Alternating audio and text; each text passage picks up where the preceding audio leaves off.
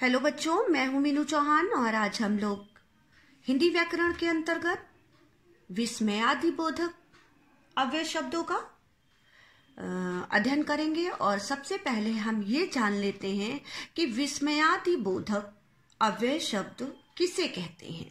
तो विस्मयादिबोधक का अर्थ है मानवीय भावनाओं को अभिव्यक्त करने वाले शब्द। विस्मयादिबोधक अव्यय शब्द के नाम से जाने जाते हैं, यानी हमारे अंदर जो फीलिंग्स होती हैं उनको हम शोक, हर्ष, घृणा आदि शब्दों के द्वारा जब व्यक्त करते हैं तो वो हमारे विस्मयादिबोधक अव्यय शब्द के नाम से जाने जाते हैं। और व्याकरण की दृष्टि से इसकी क्या परिभाषा है उससे भी देख लेते हैं। जिन अव्ययों से हर्ष, शोक, घृणा आदि का भाव अभिव्यक्त होता है तथा उनका संबंध वाक्य के किसी पद से नहीं होता, उसे विस्मयादिबोधक अव्यय कहते हैं। जैसे अब इनके अंतर्गत कौन कौन से अव्यय शब्द आते हैं जरा उन्हें भी देख लेते हैं। तो वे अव्यय शब्द हैं हमारे वाह, अच्छा, हाय, काश, त्राही त्राही, छी, अरे, ठीक, क्या, सावधान, बचो आदि। और इनको अब हम उदाहरण के द्वारा समझते हैं। सबसे पहले हम ये देखते हैं, जैसे लिखा गया, हाय बेचारा कितनी पीड़ा सह रहा है। अब जैसे ही लगा हाय, हाय बेचारा कितनी पीड़ा सह रहा है, अब आपने देखा कि इन अव्यय शब्द में मानवीय भावनाएं प्रकट होती हैं और इनका वाक्य के साथ कोई संबंध नहीं होता। जैसे अभी मैंने यहां पर ये छिपा दिया हाय और मैंने सिर्फ पढ़ा बेचारा कितनी पीड़ा सह रहा है, यानी अगर ये मैंने अव्यय शब्द बंद कर दिया अगर तो भी हमारा वाक्य पूरा है। बेचारा कितनी पीड़ा सह रहा है, यानी कि इस अव्यय शब्द से वाक्य के अन्य पद पर कोई प्रभाव नहीं पड़ता।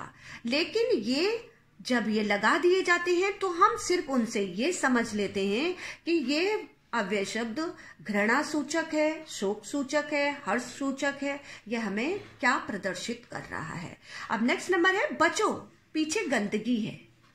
वाह कितना सुंदर चित्र है।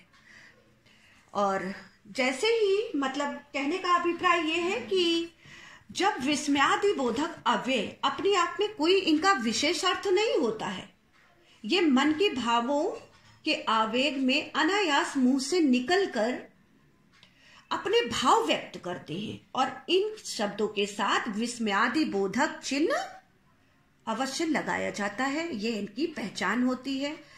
और जैसे आप और ये भी कई प्रकार के होते हैं और विस्मयादिबोधक शब्दों के प्रमुख भेद निम्नलिखित हैं।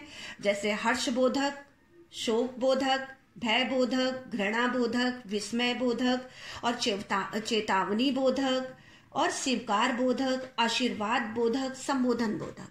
जैसे अभी बोला गया वाह कितना सुंदर चित्र है, तो ये हमारा हो गया हर्ष बोधक, यानी कितना अच्छा चित्र है, ये हर्ष सूचक हो गया। और हाय बेचारा कितनी पीड़ा सह रहा है, ये भय सूचक है, कितना दर्द है मतलब भय है। और बचो पीछे गंदगी है, यानी चेतावनी बोधक है, ये हमारी चेतावनी दे रहा है कि पीछे गंदगी पड़ी हुई है, बचो।